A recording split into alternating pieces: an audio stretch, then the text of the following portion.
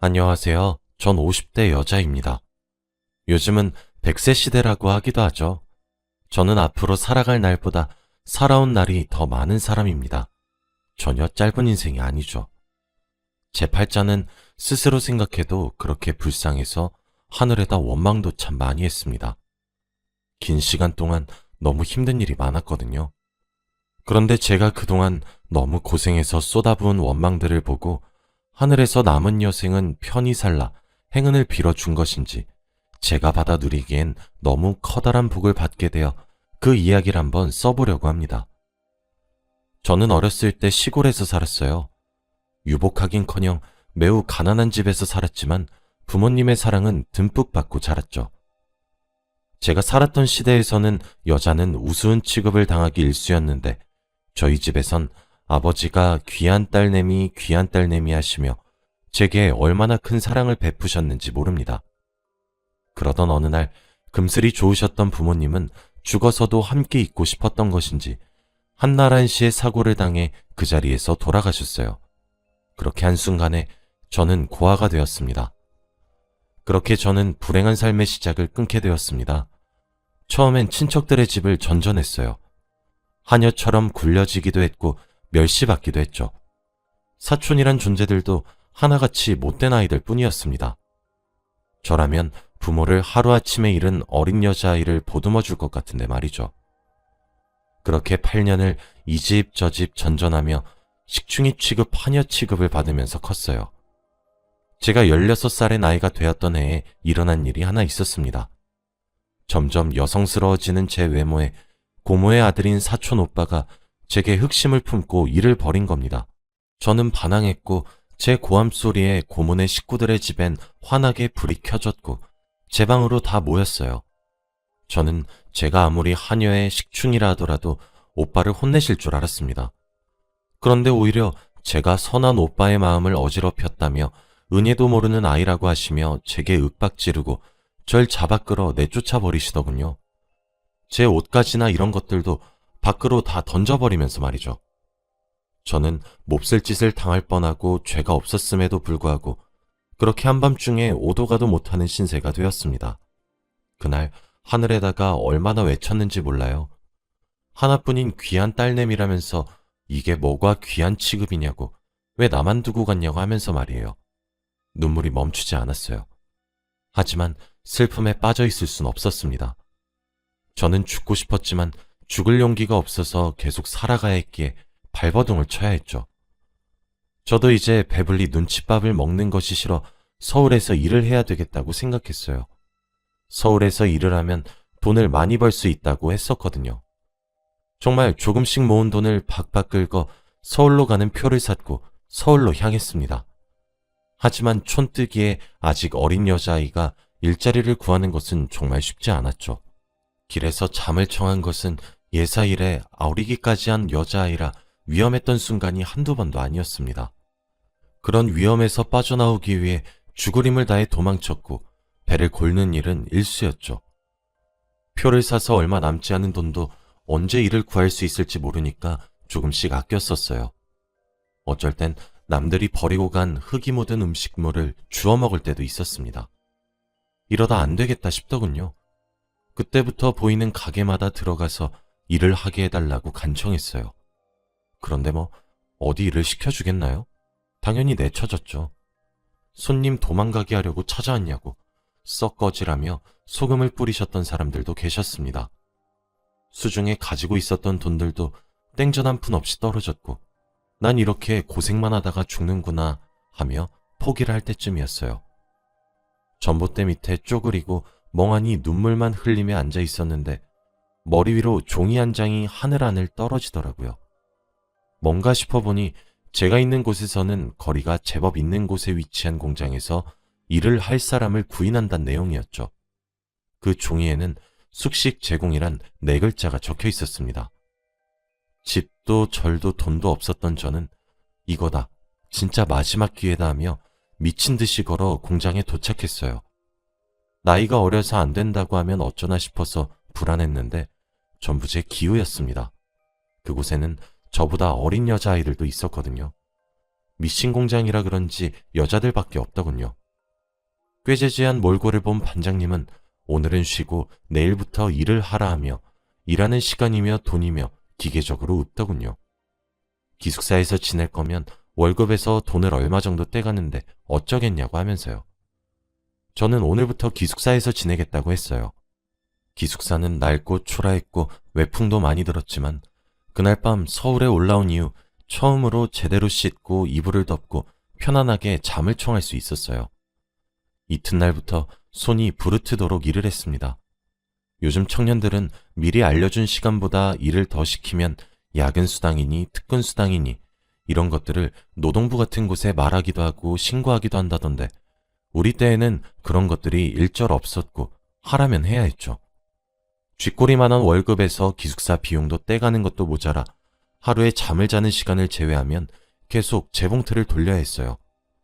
하루에 14시간에서 16시간은 일을 했던 것 같습니다. 티끌과도 같은 돈이었지만 쓰는 돈이 없어 그런지 모으니 제법 돈이 되더군요. 몇 년 일에 모은 돈은 생각보다 액수가 컸어요. 그때 같은 기숙사에서 살고 있는 언니가 제게 투자를 권유하더라고요. 세상 물정 몰랐던 저는 솔깃했죠. 언니는 자기에게 돈을 맡기면 2배로 불려줄 수 있다고 호언장담하며 공장 사람들의 돈을 받아 투자해주고 있다고 했습니다. 저뿐만 아니라 다른 사람들도 돈을 맡겼다 하기에 언니를 믿었는데 언니는 제가 모은 돈을 받아가는 것을 끝으로 다음날 새벽에 야반도주를 했어요. 한순간에 전 재산을 잃었죠. 저와 같은 피해자가 속출하기 시작하더군요. 제 기구한 팔자는 거기서 그치지 않았어요. 돈이야 다시 개고생을 해서 모으면 되었지만 몇 달 지나지 않아 공장이 망해서 문을 닫았거든요. 자세한 사정을 모르지만 회사 사장이 보증을 잘못 썼다고 했나 뭐 그랬던 것 같아요. 저는 공장에서 친해진 사람들의 집에 신세를 지기 시작했습니다. 다행히도 공장에서 친해진 언니들은 착해서 저를 잘 받아주었죠. 그런데 다 며칠 정도만 신세를 질 수 있었어요. 그것도 한계가 있었기에 염치 없이 언제까지 신세만 질 수 없어서 하루빨리 일한 곳과 몸을 누일 곳을 찾아야만 했죠.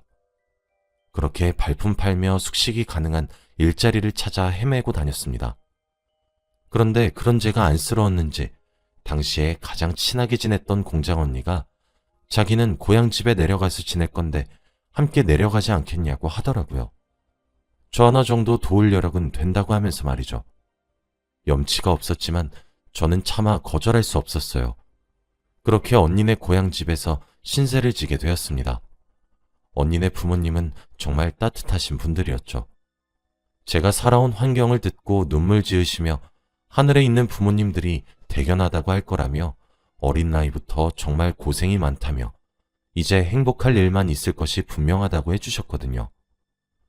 어린 나이에 부모를 잃고 눈칫밥만 먹으며 기구한 팔자를 살아왔던 저는 어른의 따뜻한 위로를 받고 정말 아이처럼 울어버렸죠. 그러던 어느 날 부모님이 저를 따로 부르시더군요. 무슨 일인가 했더니 일자리를 하나 소개시켜주겠다고 하시더라고요. 정 내키지 않으면 여기서 좀 더 지내면서 천천히 알아봐도 되니 부담은 갖지 말라고 하시며 한번 말을 꺼내보는 거라고 하셨습니다. 듣고 보니 입주 요양보호사 일이었어요. 저는 당연히 하겠다고 했죠. 언니네 부모님의 따뜻한 마음씨를 알기에 더 이상 신세만 질 수는 없다고 생각이 들었거든요. 그렇게 25살의 나이부터 요양보호사 일을 직업으로 삼았습니다. 처음엔 정말 힘들었어요. 치매 걸린 노인의 온갖 수발을 들고 하루 종일 할아버지 또는 할머니에게 매달려서 지내야 하니까요. 숙식이 해결된 것은 좋았지만 치매 걸리신 분들의 행패나 생떼에 지쳤던 날들도 하루 이틀이 아니었지만 포기하진 않았어요. 그렇게 힘들어서 때려치우고 싶다가도 아이처럼 어려진 어르신들이 몰래 사탕을 숨겨와 제게 내밀곤 했었고 제게 곱다고 하며 예쁨을 주기도 했었거든요. 정말 보람찼었죠. 그렇게 지금까지 제가 마지막 숨을 거두실 때까지 살펴드린 할머니와 할아버지의 수가 꽤 됩니다. 아무래도 입주까지 시켜 24시간 돌보게 했기 때문에 저를 고용했던 사람들의 집은 잘 사는 집들 뿐이었어요. 점점 시간이 가면서 저도 나이를 먹어갔고 모은 돈도 정말 많아졌죠. 공장 때와는 비교도 안 되게 대우가 많이 좋았습니다. 이제 점점 내 삶도 나아지겠지 하며 무르르듯 살았어요. 그 사이 저는 30대가 되었고 40대가 되었죠. 그리고 어르신들을 도와주는 직업인 요양보호사의 일이 제게 천직이었는지 저는 프로가 되었고 점점 제게 일을 소개시켜주는 사람들이 많았어요. 아무래도 제게 맡겨보셨던 분들이 저를 그들의 지인에게 추천해주는 것 같더라고요. 그때 남편과 하나 있는 딸을 사고로 잃은 데다가 암까지 걸린 할머니의 입주 요양보호사를 구한다는 이야기를 듣게 되었습니다. 나이는 82세였어요. 그런데 하루아침에 건강과 가족을 동시에 잃어서 그런지 성격이 괴팍하다고 소문이 자자해서 일을 하러 갔다가도 3달도 채 지나지 않고 사람들이 포기하고 도로 나온다고 하더라고요. 그러다 제 귀에까지 들려오게 되었죠. 임금을 살펴보니 남들보다 2배 정도의 시세였어요. 그래서 제가 하겠노라 말을 했죠. 저는 그 나이가 되도록 결혼도 하지 않았고 자식도 없었거든요. 그저 돈을 모으는 재미로만 삶을 살았죠. 그리고 저처럼 사고로 가족을 다 잃어 세상에 혼자 남겨진 분이시기도 했고 게다가 암까지 걸리셨다니 남처럼 느껴지지 않았습니다.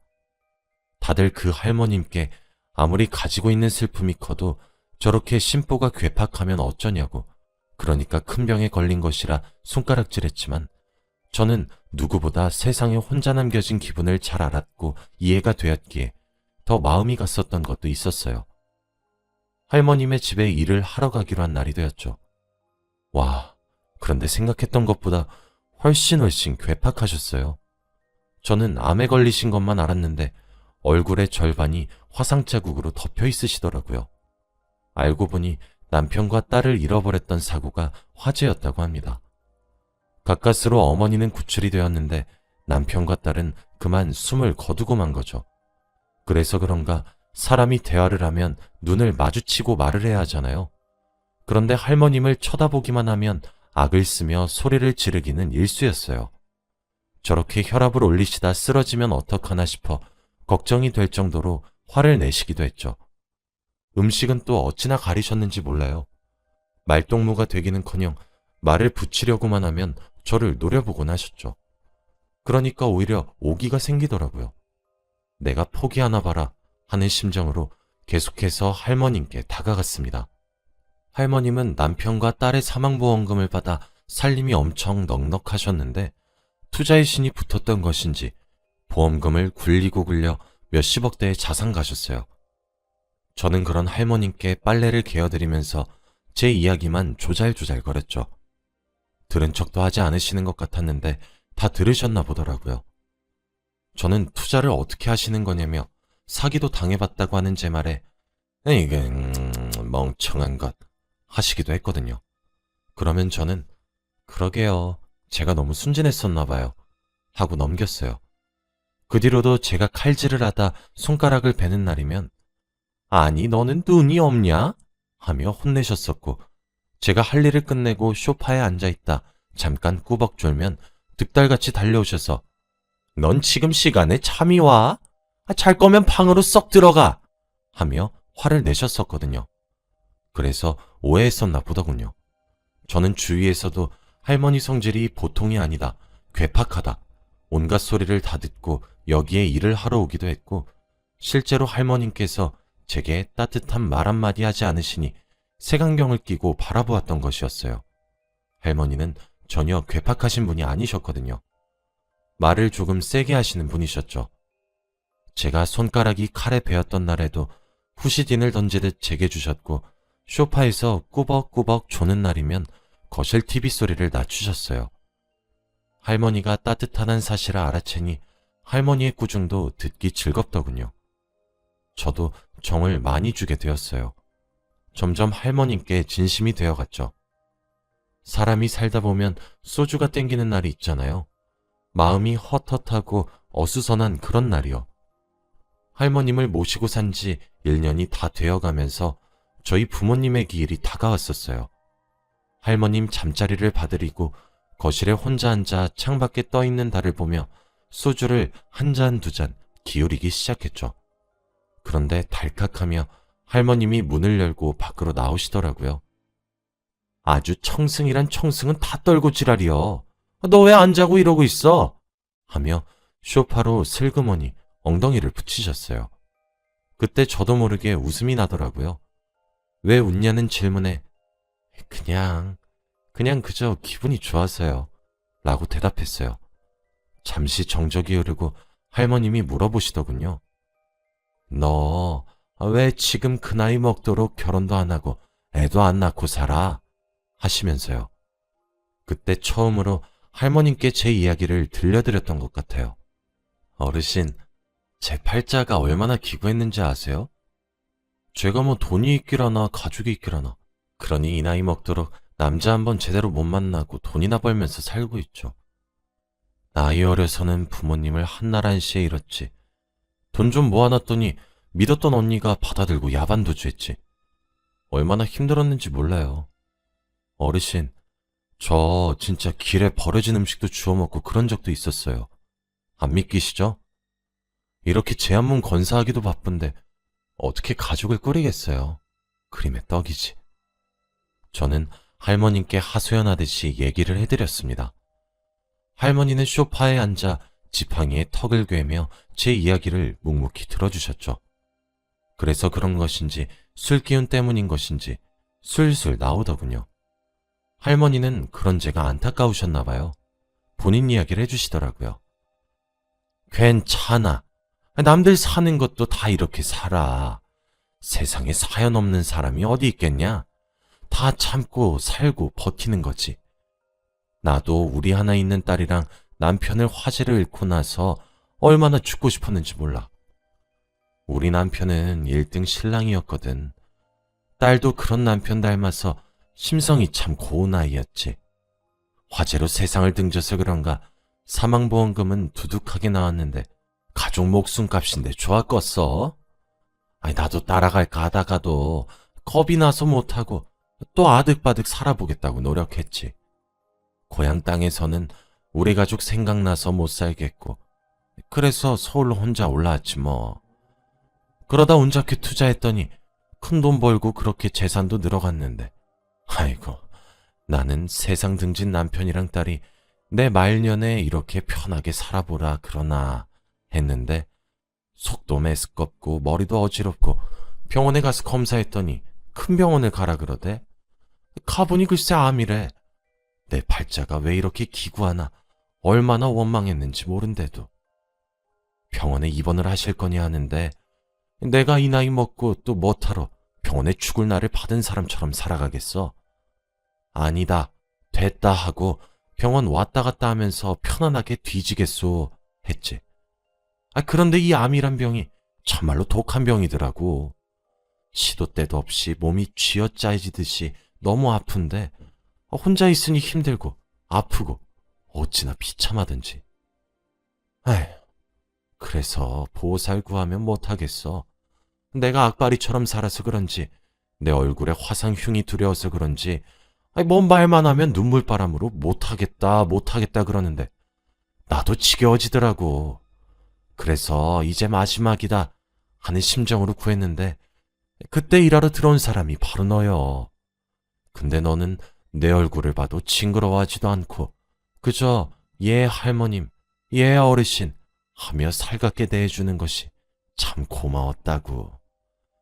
이왕 이렇게 밤이 늦은 김에 우리 남편이랑 딸 차랑 좀 들어볼 텐가? 잠시면 기다리고 있거라 하시더니 방으로 들어가 때가 타서 색이 바랜 상자를 하나 들고 나오시더군요. 그러시며 우리 딸 얼굴 좀 봐. 얼마나 고운데.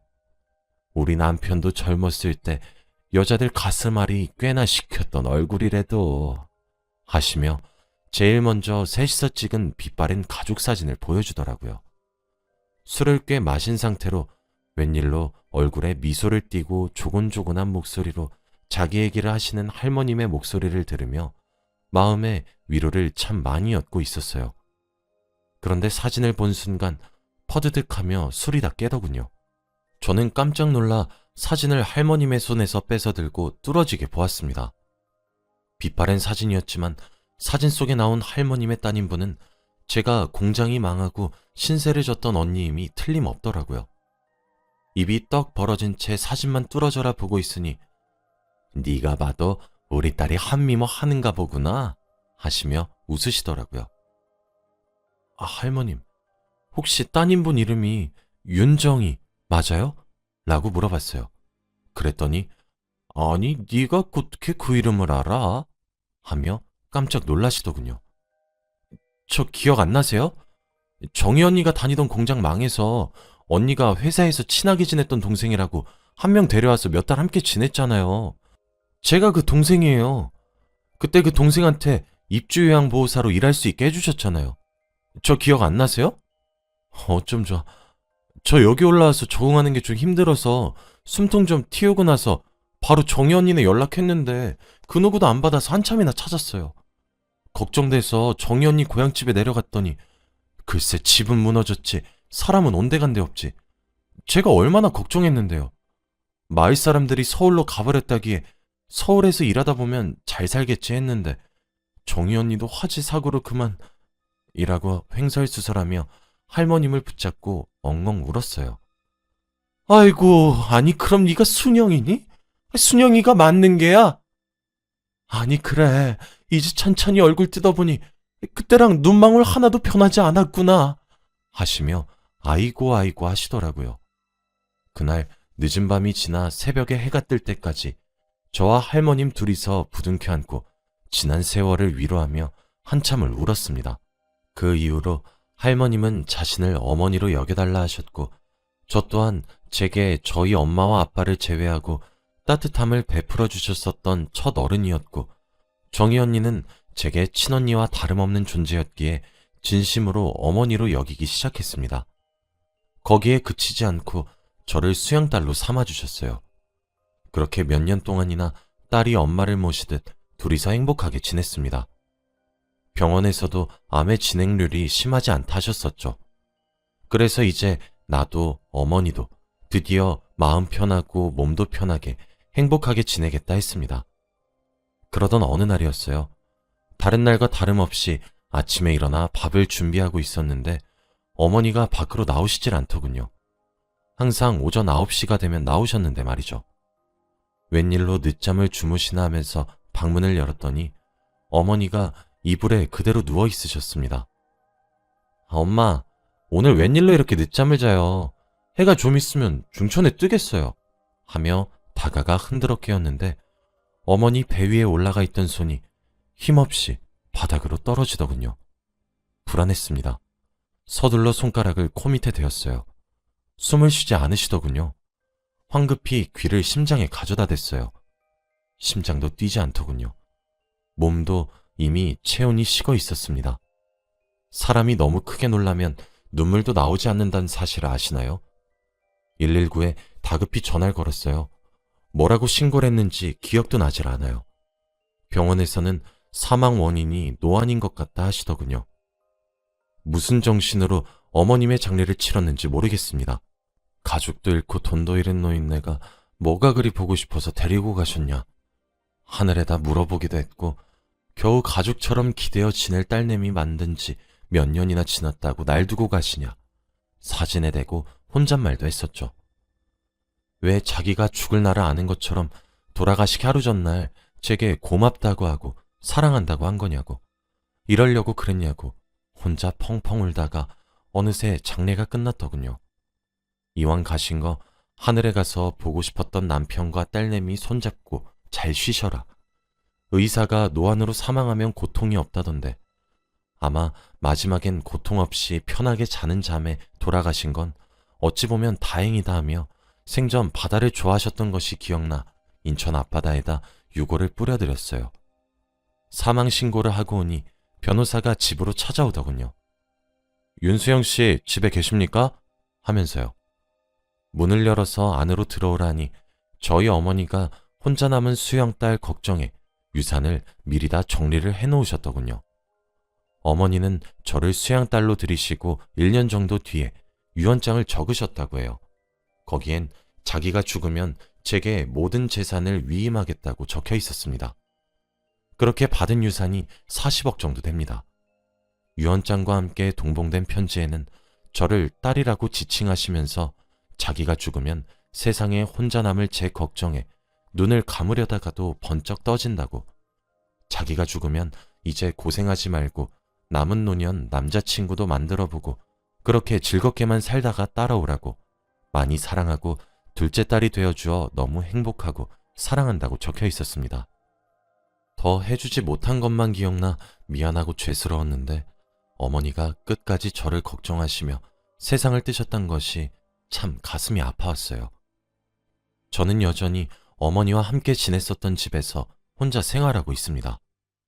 어머니가 원하셨던 것처럼 남자친구는 만들어보지 못했지만 저처럼 어린 시절 어른들에게 외면받고 힘들게 사는 아이들에게 후원하고 봉사활동을 하며 나름대로의 행복을 찾으면서 잘 지내고 있어요. 오늘은 딱 어머니가 돌아가신 지 5주기가 되는 날이에요. 제 후원을 받으며 대학을 졸업하고 취직에 성공한 여자아이가 하나 있습니다. 저를 엄마라고 부르는 가슴으로 낳은 딸 같은 존재죠. 어버이날 첫 월급으로 사온 것이라며 꽃다발과 스카프, 그리고 편지를 한 통 써왔더군요. 자기 인생이 너무 어두컴컴해 나쁜 생각을 하려고 결심했을 때 한 줄기 빛처럼 엄마인 제가 나타났다고요. 사랑하고 고맙다고 적혀 있었습니다. 그 편지를 읽으니 저는 아직도 바다 여행을 즐기고 계실 저희 어머니가 참 많이 생각이 나네요. 처음엔 기구하다 여겼던 제 팔자가 이젠 남부럽지 않게 여유롭게 평화로운 나날이 지속되고 있습니다. 이게 다 어머니 덕분이겠죠. 제 이야기를 하고 싶었던 이유는 제가 후원하는 아이들처럼 요즘 젊은 사람들이 참 나쁘고 극단적인 선택을 하려고 많이 고민하는 것 같아서 해보고 싶었습니다. 내 팔자가 왜 이렇게 기구한가, 왜 이렇게 불행한가 싶으시겠지만 그래도 포기하지 말길 바래요. 똥밭에 굴러도 이승이 났다고 나중엔 분명 볕들 날이 찾아올 테니 제 이야기에 위안받아 열심히 살아가 주시길 부탁드립니다. 제 긴 이야기를 읽어주셔서 감사합니다. 항상 행복하세요.